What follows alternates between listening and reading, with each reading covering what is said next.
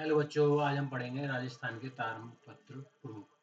ठीक है, आइए स्टार्ट करते हैं। जैसे कि जो कि पहला है धुल का दानपत्र, इसे बाड़मेर ताम्रपत्र भी बोलते हैं। ये 1679 ईस्वी में प्राप्त हुआ था। कसकंधो या कल्याणपुर के महाराज भेटी ने अपने महामात्र आकंत अधिकारी को आज्ञा दी और उन्हें सूचित किया कि वह उन्होंने महाराज वपदाय के श्रेष्ठर्थ और धर्मांतर उबारक नामक गांव को भट्टी नाग नामक ब्राह्मण को दान में दिया था। मतलब ये है, स्थान है कसकिंदा, जैसे कल्याणपुर भी बोलते हैं। शासक महाराज सिंह भेटी ने अपने एकमात्र आकंत अधिकारी को, मतलब आदेश किसको दिया? महामात्र राज्य के अधिकारी को आदेश दिया, उसको आज्ञा दी कि दान का उद्देश्य क्या था? महाराज बप्पदेव की प्रशंसा के लिए और धर्म के लिए। इसमें लिखा है, देखो, उन्होंने महाराज बप्पदत्त के श्रेष्ठाय मतलब प्रशंसा और धर्मांत मतलब धर्म के लिए उबारक नामक गांव की को भट्टी नाग नामक ब्राह्मण को दान में दिया था। तो दान की वस्तु कौन थी? उबारक नाम का गांव। तो उबारक नाम का गांव, और ठीक है, और दान किसको मिला? भट्टी नाग नामक ब्राह्मण को। किसको मिला? भट्टी नाग नामक ब्राह्मण को। तो ये सब चीजें इस ताम्रपत्र में लिखी थी। ठीक है, तो इस ताम्रपत्र से यही जानकारी मिलती है। और हर संवत 23वां वर्ष, और संवत्सर का नाम है अश्वाभुज सतवासर। और अश्वाभुज का मतलब है घोड़े की भुजा, काल गणना। एकमात्र आदि अधिकारी थे। यह शासक के प्रमुख प्रशासनिक अधिकारी होते थे, जिन्हें आदेश देकर दान की प्रक्रिया पूरी करवाई जाती थी। महामात्र आदि जो अधिकारी थे वो एक प्रकार के प्रशासनिक अधिकारी थे। दूसरा है मंथन देव ताम्रपत्र। इस ताम्रपत्र भूमि दान व्यवस्था का उल्लेख है। यह दान गांव के बड़े लोग राजकर्मियों के सामने किया गया। रोज गुजर ताम्रपत्र 1978 ईस्वी। गुजर वंश के संत वैदिक भारत से लेकर गंगा कावेरी तक अभियान मतलब यात्रा का वर्णन है। इसके आधार पर किंगोनम ने राजपूतों को हुड़ो की यूए सूची जाति को माना। ठीक है, इसमें क्या है, गुजर वंश के जो राजा थे वो भारत के संत देश सैदव से लेके गंगा कावेरी तक उनका यात्रा का वर्णन है। इसके आधार पर उन्होंने किंगोनम को राजपूतों को हुड़ो की यूसुजी की जाति माना। अब वीरपुर दान पात्र 1185। इसमें गुजरात के चालुक्य राजा भीमदेव के सामंत वागड़ के गोहिल वंश राजा अमृतपाल देव के सूर्य पर्व पर भूमि दान के उल्लेख है। इसमें बताया गया है कि गुजरात के चालुक्य राजा भीमदेव के अधीन एक सामंत था, और उस सामंत का नाम था राजा अमृतपाल देव, जो गुहल वंश के से थे, वागड़ क्षेत्र के शासन थे। राजा अमृतपाल ने सूर्य पूजा के अवसर पर भूमि दान दी। इस दान पत्र में यही लिखा है, दान पत्र में। अब आता है आहड़ ताम्रपत्र। ये बहुत इंपॉर्टेंट है। 1206 ईस्वी में मिला। राजा गुजरात के सोलंकी राजा भीमदेव द्वितीय, जो भोला भीम बोलते थे जिन्हें भी, वो 1263 में श्रावण शुक्ल हिंदू पंचांग के अनुसार, इसमें क्या लिखा था? इसमें मूलराज से लेकर भीमदेव द्वितीय तक सोलंकी वंशावली दी गई है। राजा भीमदेव ने मेवाड़ के आहड़ क्षेत्र में कुछ संपत्ति दान में दी। दान में क्या क्या लिखा है? दान में एक आढ़त व्यापारी स्थान और उससे जुड़ी भूमि, कड़वा क्षेत्र और उनके पास मकान। किसे दिया दान? नैलो गांव में रहने वाले कृष्णा मित्र गोत्र के रायवाल जाति के ब्राह्मण, जिसका नाम था रवि देव, और पिता का नाम क्या था? वॉर्ड। इस ताम्रपत्र में इसकी उल्लेख मिलता है। ठीक है,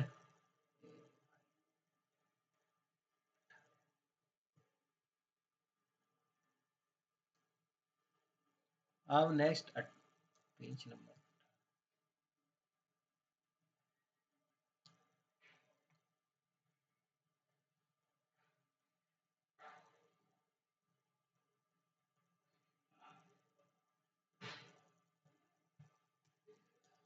516 ताम्रपत्र।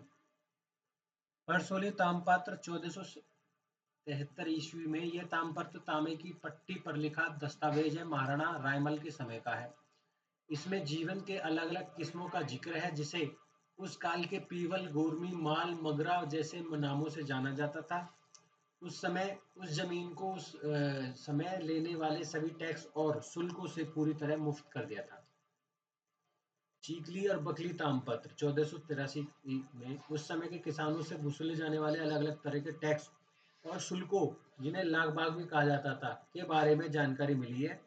इसमें बताया गया है कि पटेल, सुधार, बढ़ई और ब्राह्मण जैसे जैसे लोग भी खेती करते हैं। इसमें ये चीज लिखी है। कवत बंद लाग बगानों का मतलब है किसानों से लिए जाने वाले विभिन्न प्रकार के कर या टैक्स। हैदरा ताम्रपत्र 1437 ईस्वी, महाराणा कुंभा का ताम्रपत्र सरल भाषा में लिखा है। एक व्यक्ति शंभू को 400 टका उस समय की मुद्रा में दान दिया गए हैं। यह दान एकलिंजी मंदिर से जुड़ा हुआ था। इसमें यह बताया है कि राणा कुंभा ने प्रायश्चित पाप से मुक्त होने के लिए धार्मिक कार्य किया था। इस दस्तावेज से हमें उस समय की धार्मिक परंपराओं का दान की व्यवस्था और पैसे के बारे में जानकारी मिलती है। ठीक है। ठीकरा गांव का ताम्रपत्र। ठीकरा गांव का ताम्रपत्र 1464 ईस्वी में गांव के लिए मांझा शब्द का प्रयोग किया गया था। ठीक है, मांझा का मतलब है गांव की सीमित भूमि का क्षेत्र। अब आते हैं पूर्व ताम्रपत्र। यह ताम्रपत्र महाराणा श्री विक्रमादित्य के समय का है। हारी रानी कमवती ने जौहर में प्रवेश करने से पहले भूमि दान किया था। इस दस्तावेज से हमें जौहर की परंपरा के बारे में जानकारी मिलती है। साथ ही यह चित्तौड़ के दूसरे शाह के युद्ध के समय का सटीक समय भी बताता है। पीपली गांव का ताम्रपत्र 1576 ईस्वी में, यह ताम्रपत्र महाराणा प्रताप के समय का है। यह दिखाता है कि हल्दी घाटी युद्ध के बाद महाराणा ने फिर से लोगों को बसाना शुरू किया। जिन लोगों को युद्ध में नुकसान हुआ उन्हें मदद दी गई और उस समय बाहवा नाम के व्यक्ति प्रधान का काम करने लगे थे और रामा नाम के व्यक्ति जो राज्य के काम में लगे हुए थे। इस ताम्रपत्र में यही जानकारी मिलती है। अब कामखोड़ी मेवाड़ ताम्रपत्र वर्ष 1713 ईस्वी, महाराणा संग्राम सिंह द्वितीय मेवाड़ के राजा थे। उसमें उन्होंने दिनकर भट्ट नाम के व्यक्ति को एक खास दान दिया था, जिसे हिरण दिवस कहते हैं। हिरण्य का मतलब है सोना, अश्व का मतलब है घोड़ा, दान का मतलब है दान करना। हिरण्य अश्वदान। ठीक है, तो हिरण्य अश्वदान वह दान है जिसमें राजा सोने और घोड़े सहित भूमि या गांव का दान करता था। यह गांव भरक परकने में था, जहां कई प्रकार के कर लगे हुए थे, जैसे खड़ कर और लागड़ लकड़ी का कर और गोटवा गावट का गांव का शुल्क और केलकूट रखवाली का कर। महाराणा ने इन सभी करों को माफ कर दिया। यह ताम्रपत्र उस समय की प्रशासनिक व्यवस्था और दान की परंपरा को समझाने में मदद करता है। अब कीटखेड़ी ताम्रपत्र, ये प्रतापगढ़ में मिला है। यह दानपत्र भट्ट विश्वनाथ को दिया गया था और राजमाता चौहान ने हर्षवर्धन नाथ जी मंदिर की स्थापना के समय यह दान किया था। दान पात्र की भाषा स्थानीय थी। अंत में 2 श्लोक लिखे हुए हैं, जिसमें विश्वनाथ को दीक्षा गुरु कहा है। हिगोटी गाम ताम्रपत्र, बेगू का ताम्रपत्र। बेगू का ताम्रपत्र, बेगू का जो ताम्रपत्र है वह 1715 ईस्वी में यह ताम्रपत्र महाराणा संग्राम सिंह के समय का है, जिसमें प्रहलाद को बेगू गांव का रखेट पानी, ठीक है, क्या बेगूगाम का रखेट पानी निकालने का यंत्र और पीवल मॉल बाग वाली जमीन दी गई है। इस जमीन में मौजूद पेड़, कुएं, नीम वण भी शामिल है। तामपात्र में लिखा है कि यह दान राज्य का ही रहेगा। रंगीली गांव का तामपात्र 1665। यह तामपात्र महाराणा राज सिंह का समय का है। उन्होंने गर्वर्धन मोहन को रंगीली गांव दान में दिया था। गांव में लगने वाली खड़ कर, लकड़ी का कर, टका की लागत को माफ कर दिया था। बेवाड़ का तामपात्र, यह तामपात्र संवत 1616 का है। यह उदयपुर शहर की स्थापना की पुष्टि करता है। इससे पता चलता है उदयपुर की नींव महाराणा उदय सिंह ने रखी थी और यह तामपात्र उस समय के इतिहास शासन की जानकारी देता है। कौन सा? बेड़वास का तामपात्र। अब आते हैं ढोल के तामपात्र पे। ढोल का तामपात्र 1574 में बना। यह तामपात्र महाराणा प्रताप के समय का है। महाराणा प्रताप ने ढोल गांव में सैनिक चौकी बनवाई और उन्होंने उस समय की चौकी के प्रबंधक जोशी यूनो को ढोल गांव में जमीन दान में दी थी। यह प्रबंधन हल्दी घाटी के युद्ध से पहले किया गया था। यह दिखाता है कि महाराणा प्रताप ने युद्ध की तैयारी में हर बात का पूरा ध्यान रखा था। अब आते हैं चीकी का तामपात्र। चीकी जो है वो किसानों से एकत्रित किया जाने वाला विविध लगान बागन को दर्शाता है। पटेल सुधार ब्राह्मणों द्वारा खेती का भी वर्णन है। अब बेवार्स का तामपात्र। बेवार्स तामपात्र में यह दान पात्र समर सिंह बांसवाड़ा के समय का है। यह हल भूकंप दान का उल्लेख किया जाता है।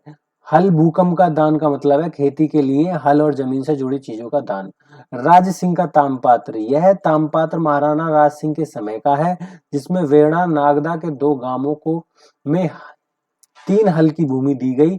यह भूमि रानी बड़ी पवार द्वारा राज समुद्र तुलादान के मौके पर पुण्य की गई थी। लाला गांव का तामपात्र 1588। ये तामपात्र महाराणा उदय सिंह के समय का है। उन्होंने ब्राह्मण भोला को आदेश दिया कि वे अब लड़कियों की शादी पर मापा शुल्क नहीं लेंगे, लेकिन उस समय के क्षेत्र की लड़कियों की शादी कराने का अधिकार उन्हें पहले की तरह रहेगा। माना जाता है कि जब अमर सिंह के जन्म में बाधा आई थी तो महाराणा एकलिंग जी के दर्शन करने आए थे। लौटते समय उन्होंने आहड़ क्षेत्र का सर्वेक्षण किया और मोती मगरी के पास उदयपुर शहर बसाने की योजना बनाई। ठीक है।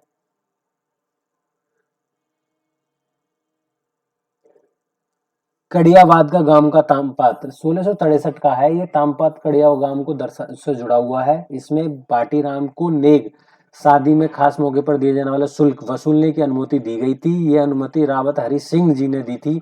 राज्य के सरदारों ने इसे स्वीकार किया। नेग वसूलने का अधिकार पहले से चारणों को था। सूरजमल के पास ये चला रहा था। यह सब बातें तामपात्र में लिखी गई हैं। कीटखेड़ी गांव का तामपात्र। यह दानपात्र भट्ट विश्वनाथ को दिया गया था। राजमाता चौहान ने यह दानपात्र गोवर्धन जी मंदिर की स्थापना के समय दिया। इसकी भाषा स्थानीय थी। अंत में 2 श्लोक जिसमें विश्वनाथ को दीक्षा गुरु कहा गया है। सेखड़ी गांव का तामपात्र। इसमें यह तामपात्र महारावत गोपाल सिंह के समय का है। इसमें कावल नाम के एक स्थायी कर टैक्स का जिक्र है। साथ ही लागत विगलक जैसे अन्य करों का भी उल्लेख किया गया है। डीड रोल गांव का तामपात्र। यह तामपात्र महाराणा जगत सिंह के समय का है। इसमें गठवड़ी मोहनदास को डोरोल गांव परगना पुण्य की तिथि के लिए दान में दिया था। महाराणा हर साल चांदी की तुला दान करते थे। संवत 1704 में उन्होंने हर साल सोने की तुला और भूमि दान पर की व्यवस्था की। इस समय तक मेवाड़ के कई परगने बन चुके थे जिसमें अगरिया भी शामिल था। तापगढ़ का तामपात्र। यह तामपात्र महारावत सामंत सिंह के समय का है। ये इसमें बताया गया कि ब्राह्मणों पर लगने वाला टंकी का कर हटा दिया है। टंकी एक छोटा सा टैक्स था जो 1 रुपए में 1 आना लिया जाता था। अब अम्बलेश्वर स्तंभ लेख ईसापूर्व 2 शताब्दी। अम्बलेश्वर गांव प्रतापगढ़ चित्तौड़ से 8 किलोमीटर पूर्व है। यह लेख संस्कृत भाषा में प्राकृत भाषा में मिलीजुली में लिखा है। इसे अशोक काल की ब्राह्मी लिपि में भी है। इसमें बताया गया है कि भगवत नाम के व्यक्ति ने सेहलबुजा विष्णुशिला का निर्माण करवाया। यह भगवत धर्म को मानने वाला उत्तर दिशा का रक्षक और अम्परा नगर का निवासी था। उसकी कीर्ति तीनों लोगों में प्रसिद्ध थी। जैसे गुसंडी लेख में पूजा शिला शब्द का विष्णुशिला के लिए था, वैसे ही यहाँ शैल भुजा शब्द का उसी अर्थ में है।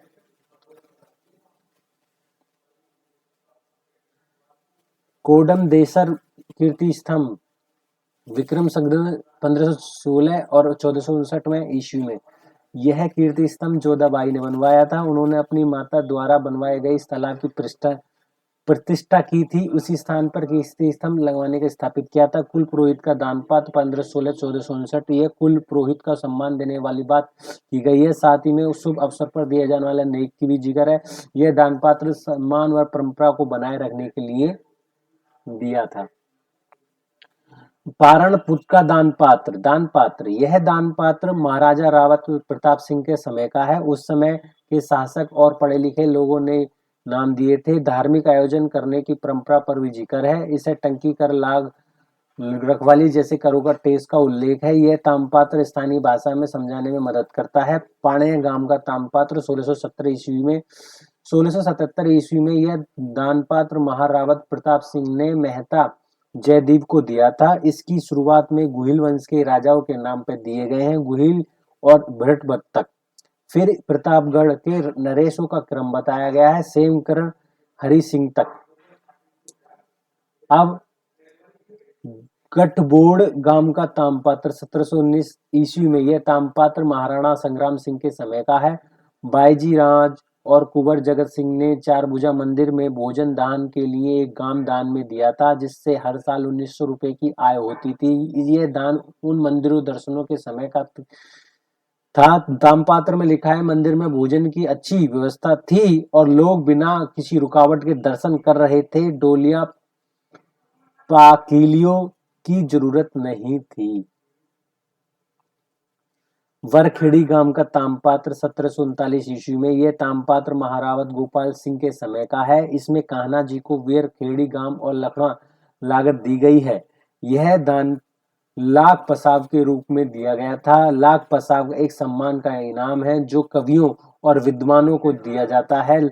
लखवा की लागत एक खास टैक्स लेने की अधिकार था जो सम्मान की निशानी में था।